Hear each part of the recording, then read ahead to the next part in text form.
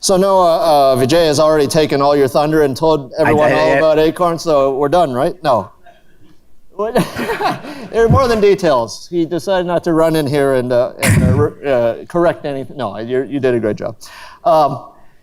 Actually, if you don't mind, how did you get to Acorn professionally? Because Acorns professionally, what path took you here? So, can you hear me? Oh, good. So my father was the first corporate social responsibility officer in America, and he worked for a bank. Yeah. And I grew up in the East Village in New York with two incredibly conscientious parents. So the dinner table conversations would revolve around that kind of stuff, yeah. Like helping the world, investing in communities, this sort of thing. The interesting part then was it wasn't like philanthropy in a bank was because of the Community Reinvestment Act. So it wasn't like a bank wanted to do incredible good in the world from that perspective. It was actually mandated. Yeah. So, and then at 17, my dad was like, why don't you spend the summer as a teller? I was like, that sounds like a horrible summer. But I did. So I was a bank teller at 17 in the summer in Manhattan. And it actually was an incredible experience because I worked alongside single mothers of at least 3 children. Yeah. Making $8 an hour and surviving.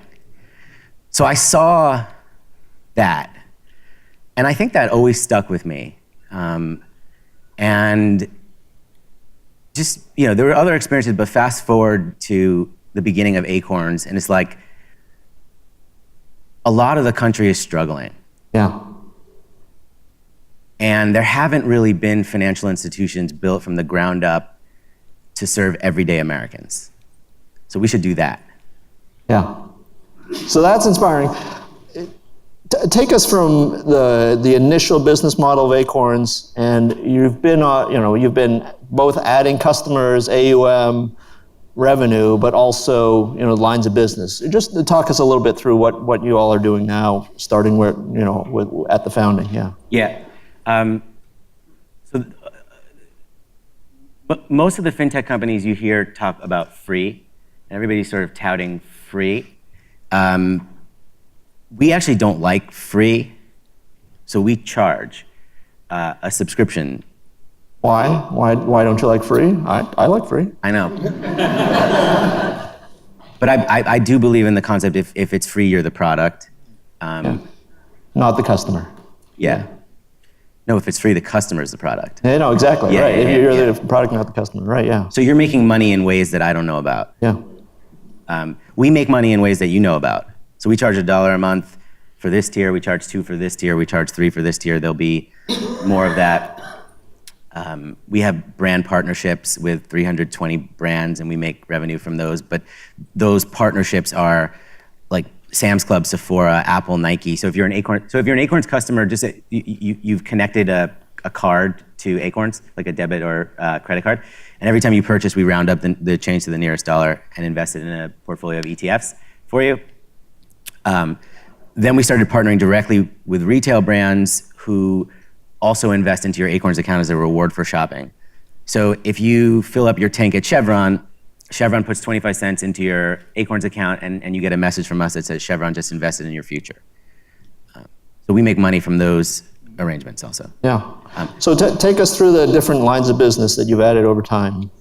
So we started with a really simple helping people invest for the future. The core feature there is the roundup, but you can also set an automated recurring investment like $5 a day or $20 a week or whatever by the month, and you can make one-time investments and contributions. You can also automatically set up a retirement account called Acorns Later. And we took, like we were just talking about it, like we took all of the friction out of setting up a retirement account, and I still literally cannot understand the difference between a traditional and a Roth and all the nuances. You're the CEO of a fintech company. Yeah, I know, but I can't. Yeah. like even when you read, if you side by side read all these things, you can't recite it. It's like too complicated. So we took all of that complication out of it. You answer a few questions and we select either a traditional, a Roth, or a SEP for you. So that's really helping people invest for the future and trying to do that in a way where it's incredibly easy for people to do it. You don't have to think about it. We automatically select a portfolio for you in the core investment account.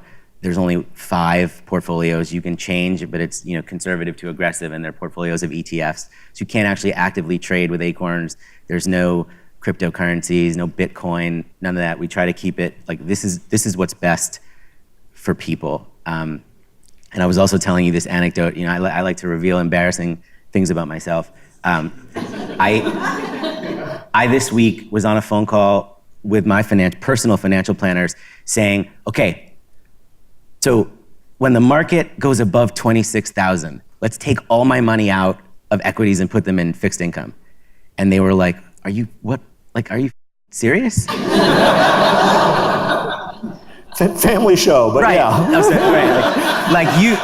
Like you. Green room doesn't count. Yeah. You do this professionally. Like that's a terrible idea. But actually, that's how we operate. That's how we think. We panic.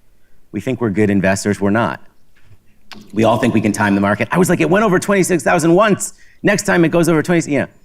So we try to take all of that out of the equation for people, because we're just not good at it. Yeah. I'm not. Yeah. So tell me, what's the customer segment you're aiming for here? Because what you just revealed is we're all human, right? The behavioral economics of us, right? I mean, we're animals at some level, but whom are you targeting, and how is that played out in terms of your customer base? Well, just to finish your first, so helping people invest for the future, then helping people grow their knowledge. So we built a whole thing around personal finance and financial literacy.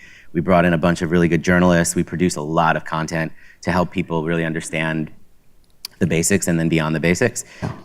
We actually just partnered with CNBC to make that even more powerful. So that was 2. 3 is helping people earn extra money. And that's gonna be a big effort for us over time. The number one reason people don't save and invest as much as they can is because they don't earn as much as they can, which is obvious. What's not obvious is why the banking industry didn't get into the income side of the equation. That's just a strange, you take my money, you move it, you manage it, you do all these things, but you never help me make it. And that was like, wait a second, this doesn't make sense. 4th is spending, helping people spend smarter. So we just rolled out the first checking account with a debit card that saves and invests while you spend. It's a tungsten metal card, really beautiful. You have one here, right? Yeah. I have one, yeah. The really nice cards have been reserved for the elite, for typically the black card, the palladium card, whatever. We wanted to make a beautiful debit card that everybody could get. We wanted to make you feel good. We want you to drop it down and feel like, but more important than that, it's not feel good because I've spending $10,000 a month on my flossy card. It's feel good because I'm saving and investing when I spend. What are you doing with your life? Yeah. So those are the 4 product lines. Yeah. Tell me what customers, what your customer, what does your customer base look like, right? You said, you were inspired by the people you work with as a Looks like that. Yeah. It looks like Mobile, Alabama, Lexington, Kentucky. It looks like the military. It looks like America. Yeah. We're in Orange County, FYI, but Orange County. But that's really what it looks like. Yeah. So we're growing everywhere. Yeah. We just did it. We just actually. This sounds a little antithetical to our brand, but we did it we just got behind NASCAR actually. So we did a NASCAR. Yeah. An Acorns NASCAR, which is pretty cool. But those 45 million fans, those are our customers. Talk about your growth. How are things going? Good. So we've opened 4 million accounts, over 4 million accounts in the U.S. This month we'll do 200,000 accounts. So we're growing, 200+% year over year with customers. Same with revenue. Same with assets under management. We're not an assets. So most investment companies are assets under management businesses, meaning the more assets you have, the more money you make. And we don't pressure people to put as many assets as possible with us, because that's not our. So we don't have a business around that. Yeah. You've talked about underpinning the growth and the success that you've had being about mission, values, brand. Can you say more about that? How did you get to where you're going? Because not everyone here is in fintech, right? Yeah. So our mission is, with benevolence and courage, we look after the financial best interests of the up and coming. Those two words, benevolence and courage, are really important. Actually, our first value is lead with heart, which is about, for us, is like a combination of compassion, integrity, and also tenacity. The word courage, the root of the word courage, the core, is actually Latin for heart. So like our company, we just did a survey of our culture, and it said the results said 100% of the people who work at Acorns feel connected to our mission, which is pretty powerful. How many people? 280. So 100% feel connected to the mission. That's fundamentally why the people that work at Acorns are at Acorns. Then we have 5 core values: lead with heart, make bold decisions, always build trust, never stop growing, and advance our society.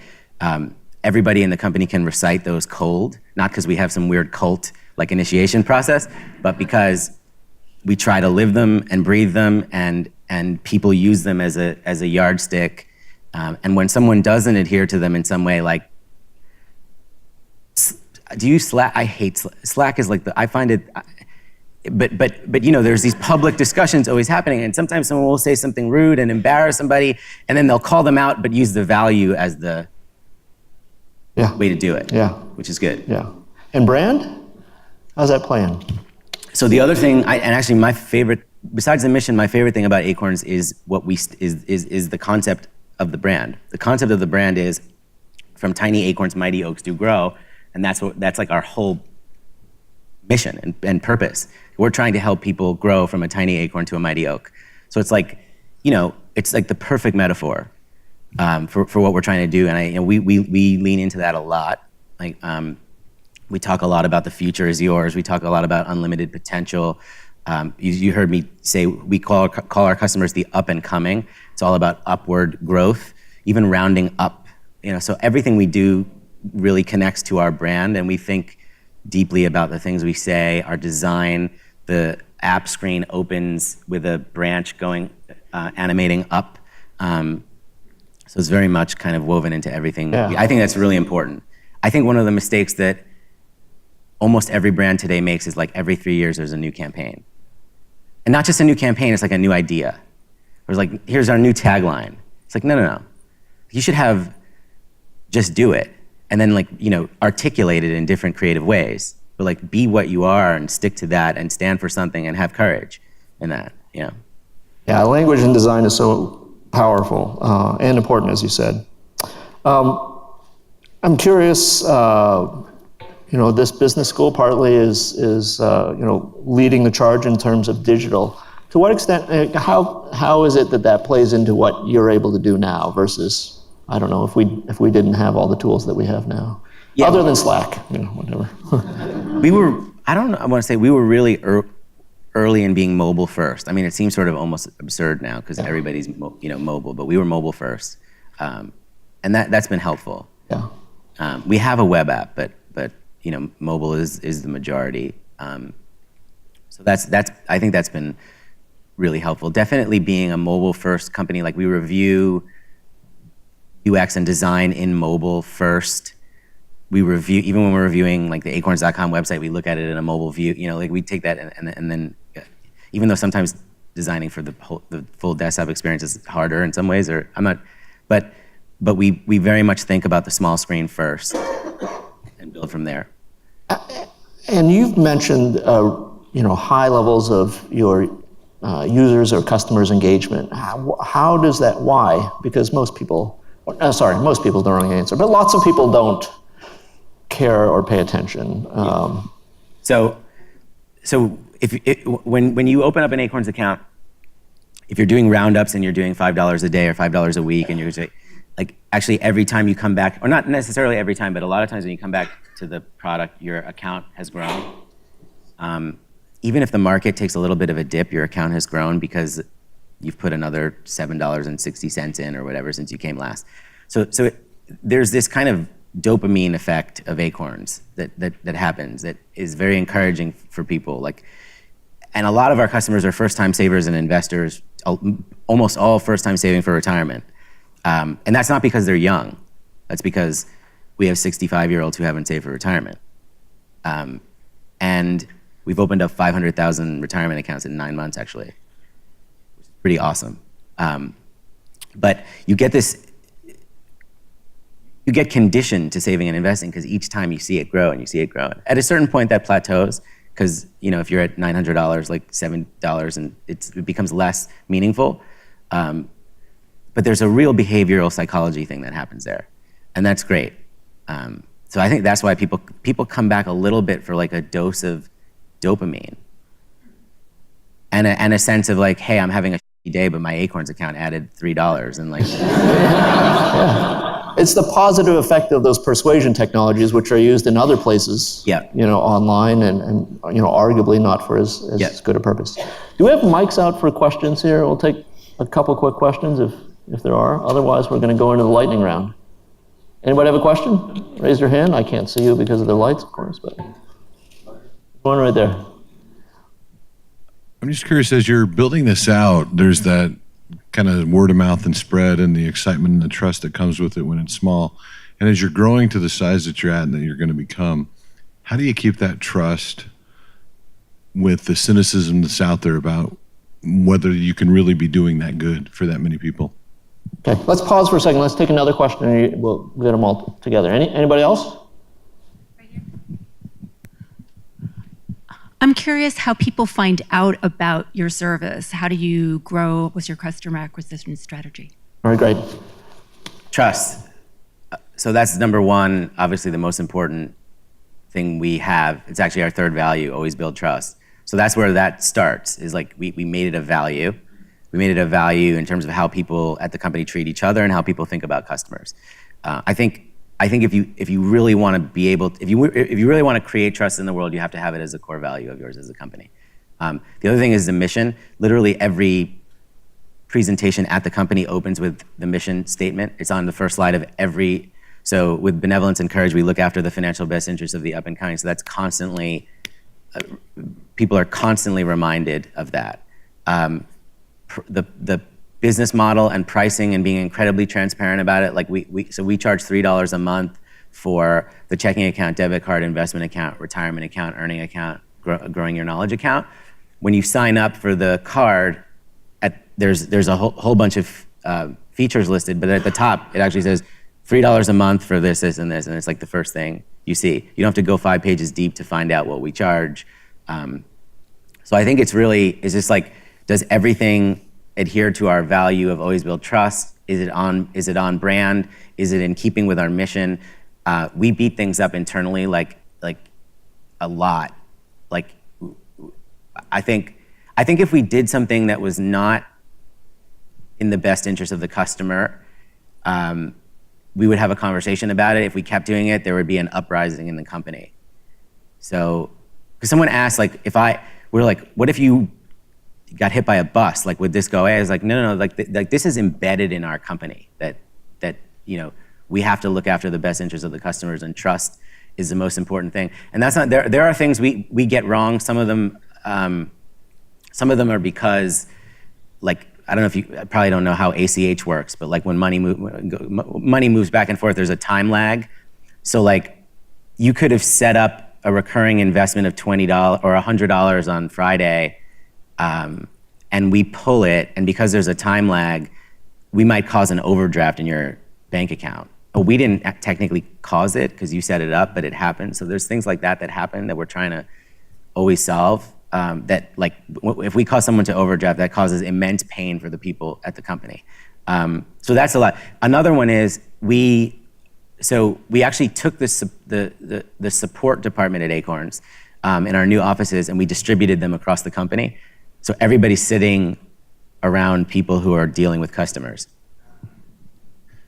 And everybody was like, this is so annoying, like they're loud. It was like, no. You're gonna feel that pain.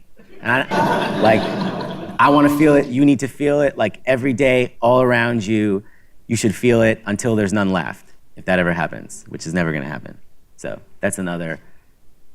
And the support department is also really well integrated into the company. It's kind of like the pulse, the heart of the company in some ways. So, And then how people find out? How people find out, yeah. A lot of word of mouth. We have to stop. A lot of word of mouth. We have a referral program. We have a bunch of partnerships. Like CNBC just led our last round, and NBC, CNBC. So they're doing a lot for us. We're integrated into PayPal. We have different partnerships like that, and then we do a lot of digital acquisition marketing. The key to that for us is just we make tons of creative. So in the last 2 months, we've made 200 pieces of creative.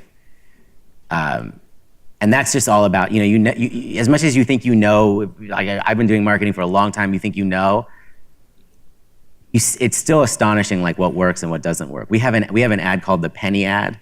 And it just says, it's literally trying to communicate the power of compound returns.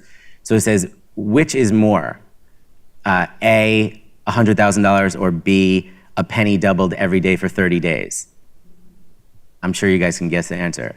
But actually, a penny doubled every day for 30 days is $5 million and $368,709.12. I think. All right, real quick. What's a startup you most admire? I'm supposed to go quick. Yeah. That's terrible. Acorns. Okay, That's a terrible response. who's the entrepreneur you most admire? Thomas Edison. What's the characteristic you most look for when you're hiring? Integrity. What's the most surprising thing you've learned during your career? How little integrity people have sometimes. What was your favorite DJ gig?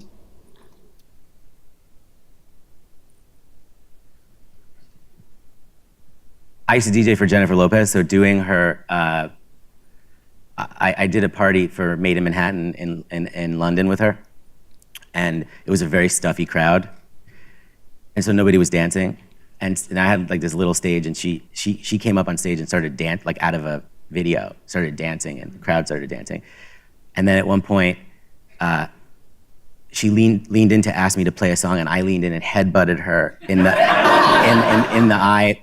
Black, the whole thing. That was my, and she just like kept dancing. She like kept dancing. She was like, so it was I thought that was the. If you had to found another startup today, what would it do? It would bring together physical and mental well-being. I think one of the most like dramatically problematic things in culture is that your primary care physician has no training in mental health. And if you had one piece of advice for the people in the room, what would it be?